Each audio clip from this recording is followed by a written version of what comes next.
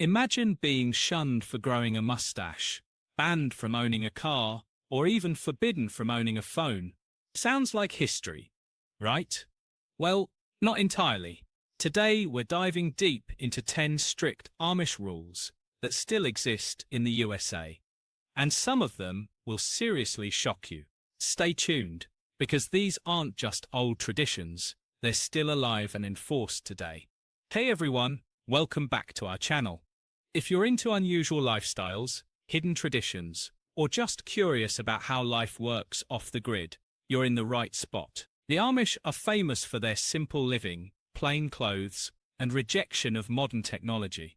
But behind what might seem peaceful and quaint is a strict set of laws called the Ordnung, governing almost every aspect of daily life. In this video, we'll go through 10 of the strictest Amish rules, still enforced today, explain why they exist, how different communities interpret them, and yes, why some of them might seem unbelievable in 2025.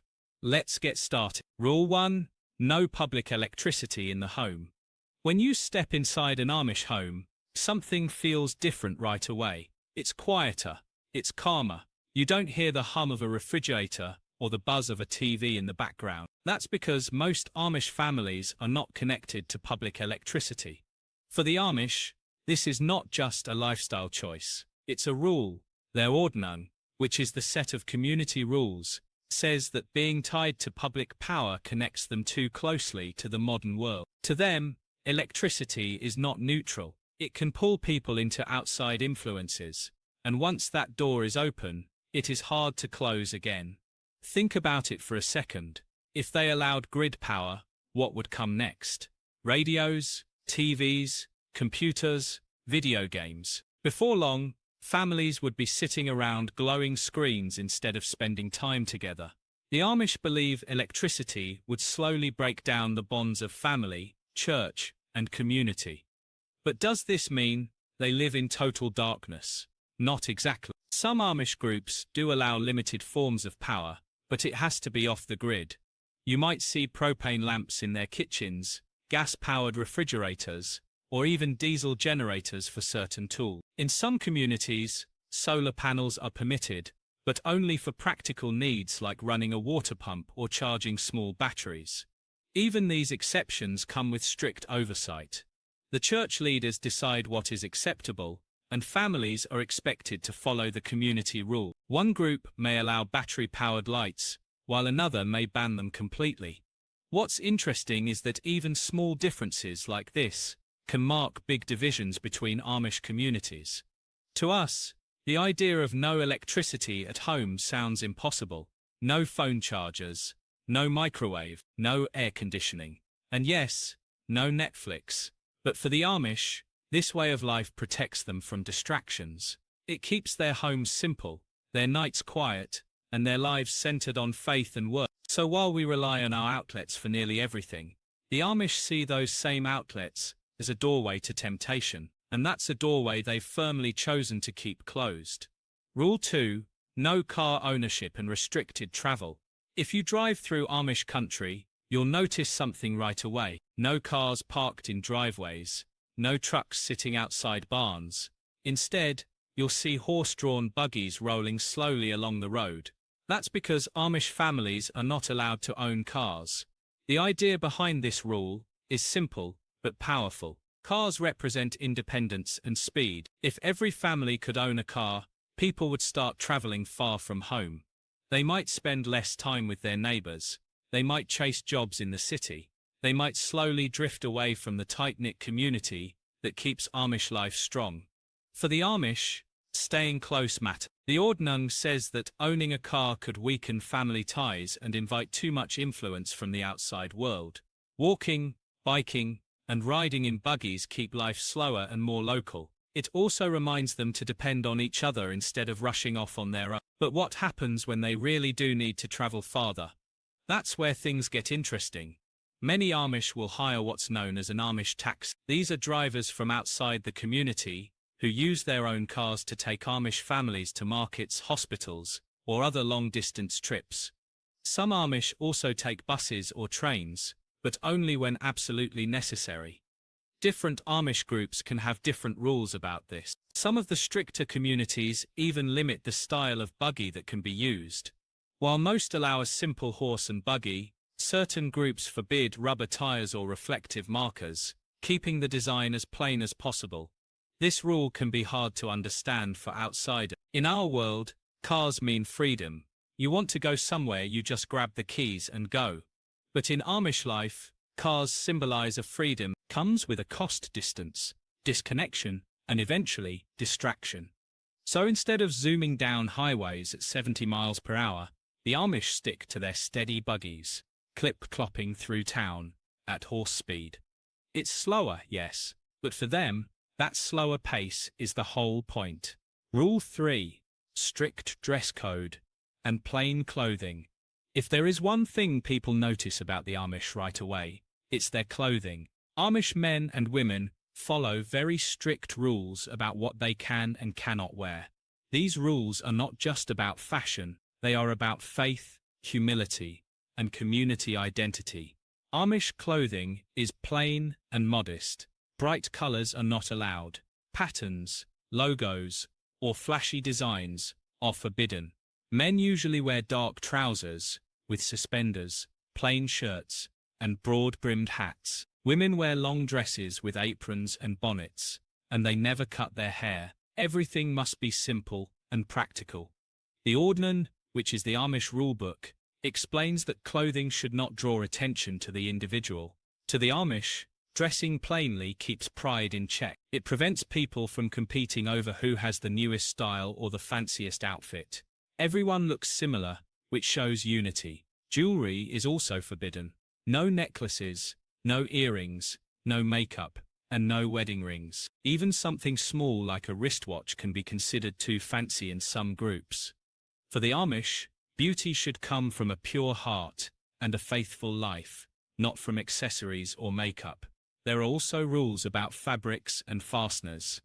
Many Amish clothes are handmade at home. Buttons are sometimes banned, so hooks and pins are used instead. Zippers are avoided too. The idea is that simple clothing should stay separate from modern fashion. Men follow special grooming rules as well. Married men must grow beards, but mustaches are usually not allowed. Why? Because in history, mustaches were linked with soldiers and prideful appearance. By banning mustaches, the Amish made it clear they reject military life and vanity. It's worth noting that not all Amish groups dress exactly the same. Some allow a little more color, while others are even stricter about fabrics and styles. But no matter the variation, the message is always the same. Plain dress reflects plain living. To us, this might seem extreme. Imagine never wearing jeans, never putting on a necklace, never trying a new haircut. But for the Amish, these rules are a shield. They protect the community from pride and competition, and they remind each person that faith and humility matter far more than fashion. Rule 4. No high school or college education. Education is important in Amish life, but it looks very different from the way most of us know it. Amish children usually go to small one-room schoolhouses run by the community. They study the basics: reading, writing, math, and a little bit of history and geography. But when they reach the 8th grade, that's where formal education ends. The Amish believe higher education is unnecessary and even harmful.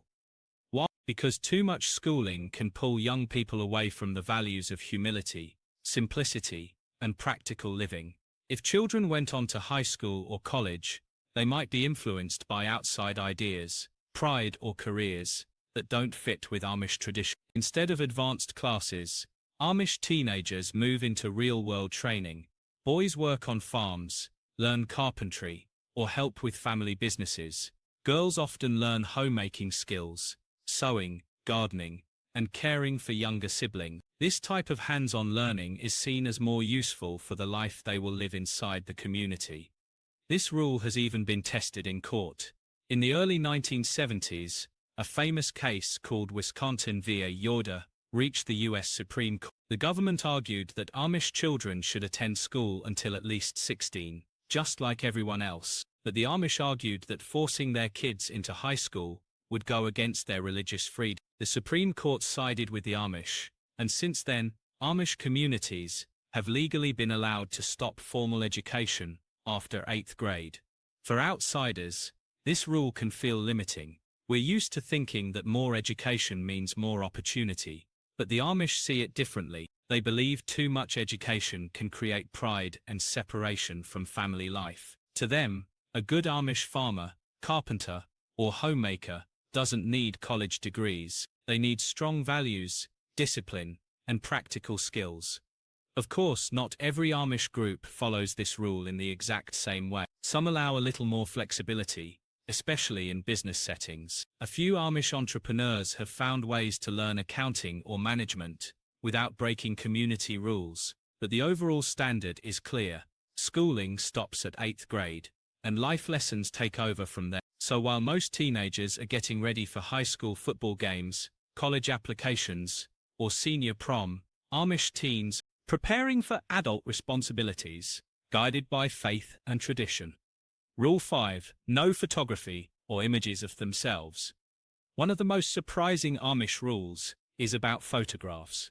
In many Amish communities, taking pictures of people is not allowed. If you visit Amish country with a camera, you may notice they turn away when you try to take a photo. The reason behind this rule is tied to faith and humility. The Amish believe that photos can encourage pride and vanity. A picture can make someone focus too much on how they look, instead of focusing on God and community. By refusing photographs, the Amish avoid what they see as a temptation towards self-importance. There is also a spiritual side. Some Amish interpret the Bible commandment about graven images to mean they should not make likenesses of themselves. While they don't usually object to landscapes, animals, or barns being photographed, creating an image of a human face is different. It's personal, it's tied to identity, and it's something they feel should be left alone. This rule creates a unique way of living in today's world. No selfies, no family photo albums hanging on the wall, no posed graduation pictures or wedding portraits. Instead, Amish families keep memories alive through storytelling, written records, and traditions passed down from one generation to the next. Not every Amish group is equally strict. Some may allow photos if they are not posed, like a candid shot of people working in the fields. Others strongly discourage any pictures of individuals at all. The decision often depends on how the local church leaders interpret the ordning. For outsiders, this can feel very unusual. In our world, cameras are everywhere. We use them to capture birthdays, vacations, and even our daily meals. But in Amish life, refusing the camera is a way of protecting their values. It reminds them that life is not about showing off or recording every moment. It's about living simply and faithfully. So if you ever visit Amish country, it's important to respect this rule. Many Amish feel uncomfortable when strangers try to take their picture. Instead, focus on capturing the beauty of the landscape, the barns, or the horse-drawn buggies. The people themselves prefer to remain outside the lens, just as their ordning has guided them for generations. Rule 6. No military service, no lawsuits, and a life of peace. The Amish are known as a peaceful people. This is not just a reputation, it is written into their rules. Amish communities strictly forbid joining the military, filing lawsuits, or using violence of any kind. This comes from their deep belief in non-resistance. Non-resistance means refusing to fight back, even if they are attacked or insulted. To the Amish, Jesus taught that believers should turn the other cheek. That teaching is taken very serious. It shapes how they live, how they settle problems, and how they see the outside world. Because of this, Amish men will not serve in the army. During times of war, Amish young men were known as conscientious objectors. Instead of fighting, they were given other duties, like working in hospitals, farms, or public service projects. To them, carrying weapons and taking lives would go against their faith. The same principle applies to the law. Amish people avoid lawsuits. If a dispute happens, they will not rush to court. Instead, they settle the matter within the community or with church leaders. To take another person to court would be seen as prideful, selfish, and divisive. The ordning guides them to forgive, reconcile, and move on without lawyers or judges. This rule is not always easy. Imagine someone damages your property or cheats you in a business deal. Most people would head straight to court.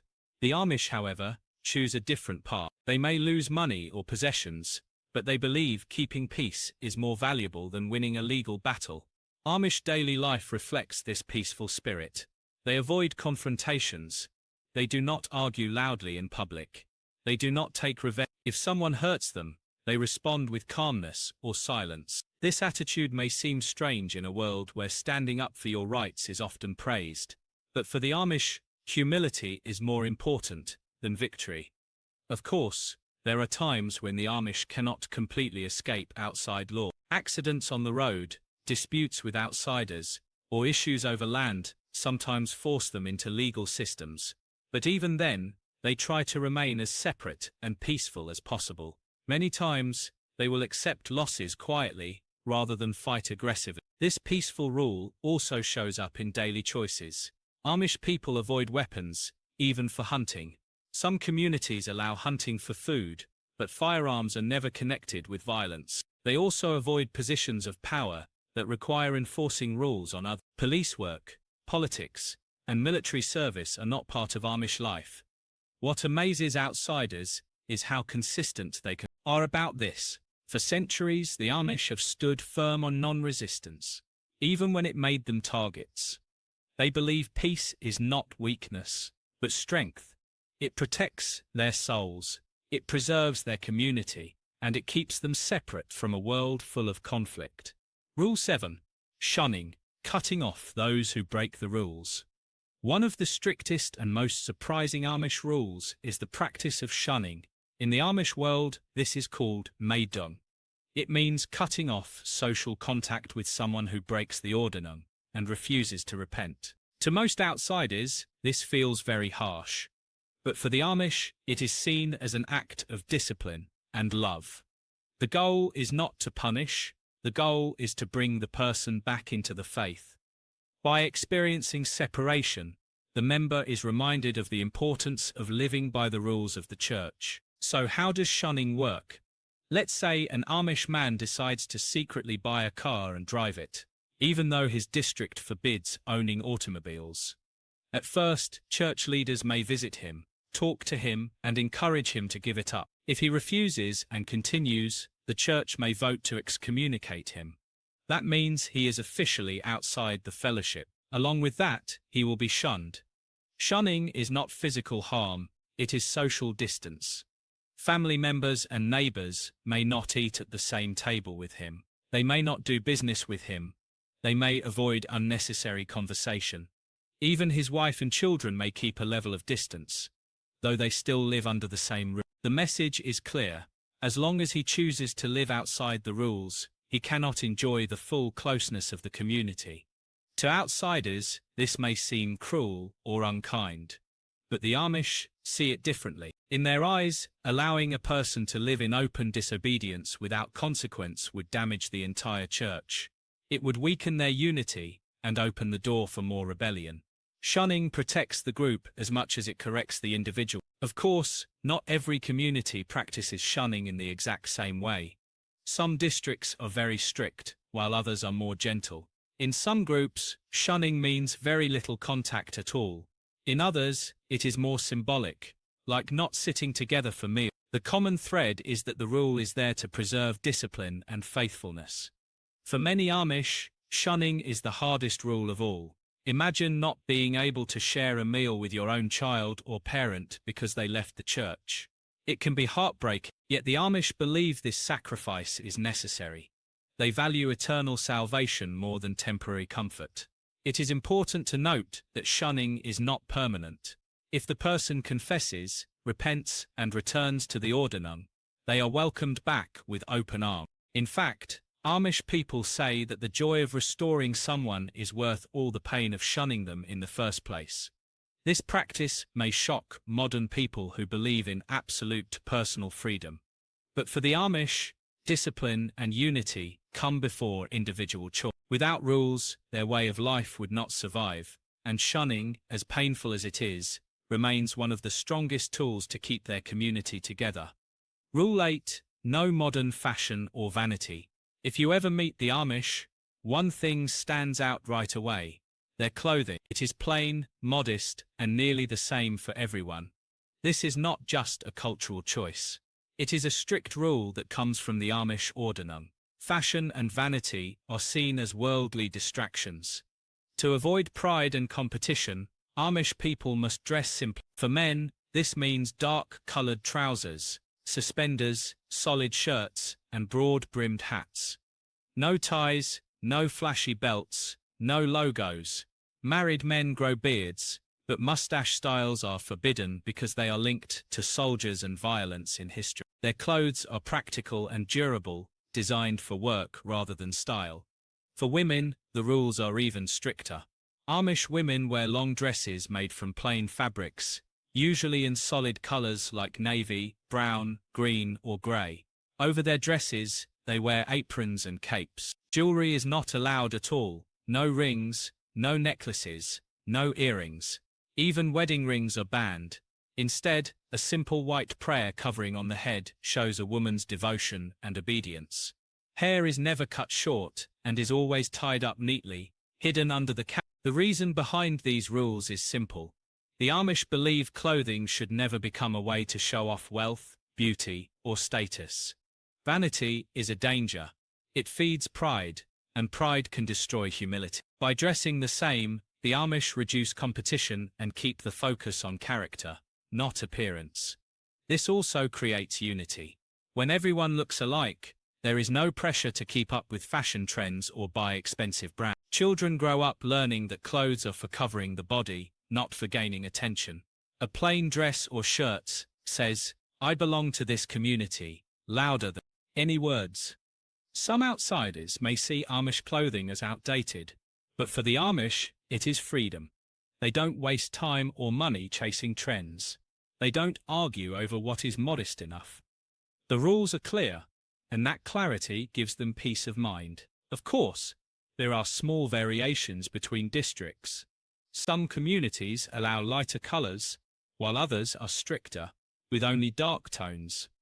Some prayer coverings are larger, some smaller. Men's hats can also differ in size or style depending on the ordinum, but in every case the goal is the same: keep it plain, keep it modest. It may surprise you to know that many Amish sew their own clothes. Women are skilled at making dresses, shirts, and coats, by hand or with simple treadle sewing machines. This keeps costs low and makes clothing practical. Every stitch reflects their values of simplicity and hard work. Think about how different this is from modern life. In today's world, fashion changes every season. People spend hours shopping for the newest styles, chasing approval, posting pictures online. The Amish step away from all of that. Their clothing sends a quiet but powerful message: humility first, vanity never. Rule 9: education ends at the 8th grade. One of the most surprising Amish rules is that formal education usually stops after the 8th grade. For most of us, school is expected to continue into high school, college, and even beyond. But in the Amish world, once a child finishes grade 8, that is considered enough. This rule is not about laziness or neglect. It is deeply tied to Amish values. The purpose of education in their community is not to prepare children for careers in the modern world. Instead, it is to give them the skills needed for Amish life: reading the Bible, writing letters, handling basic numbers, and understanding their faith. Anything more than that is seen as unnecessary or dangerous. Amish schools are small, usually just one-room buildings with a single teacher. Classes mix children of all ages together, from 1st grade through 8th. The subjects are simple: reading, writing, arithmetic, spelling, geography, and history. There are no computers, no advanced science labs, and no sports teams. Lessons are plain, but they are practical. After 8th grade, children leave school and start working full-time, often with their families. Boys might help in the fields, learn carpentry, or join the family business. Girls usually help in the home, sew clothes, or assist with younger siblings. From that age on, life itself becomes their classroom. They learn by doing, not by sitting at a desk. The Amish believe that higher education can lead to pride, ambition, and separation from the community. College degrees or technical training would push young people toward careers that don't fit Amish life, like law, medicine, or engineering. These professions would also make them dependent on modern society. By limiting education, the Amish keep their young people humble, close to the land, and tied to family. This has caused tension with the outside world. In the 1970s, the US government required all children to attend school until at least. The Amish resisted, saying it violated their religious freedom. The case went all the way to the Supreme Court in 1972, in Wisconsin v. Yoder. The court ruled in favor of the Amish, allowing them to stop formal schooling after the 8th grade. That decision still protects Amish education today. Of course, not every Amish person is satisfied with this limit. Some young people wish they could learn more, especially about science, technology, or literature. But in most districts the rule is firm. A student who pushes for higher education might be seen as drifting away from the Amish way of life. Still, the Amish argue that their system works. Their children grow up literate, hard-working, and practical. They are prepared for farming, building, homemaking and running small businesses. In their eyes, an extra 4 years of schooling would not make them better Amish. It would only pull them closer to the outside world. So while outsiders see the 8th grade cutoff as shocking, for the Amish, it makes perfect sense. Education should be just enough to serve faith, family, and community, and never more. Rule 10. Limited use of technology.